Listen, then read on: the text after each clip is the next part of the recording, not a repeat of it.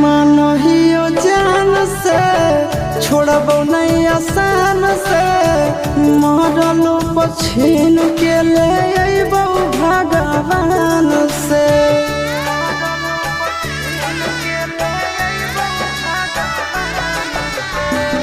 मानहियो जान से छोड़बो नहीं आसान से मरलो पछीन के ले अइबो भगवान से।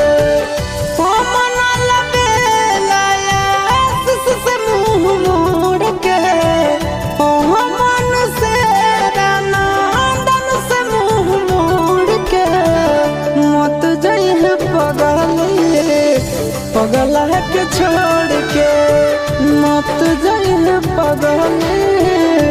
पगला के छोड़ के।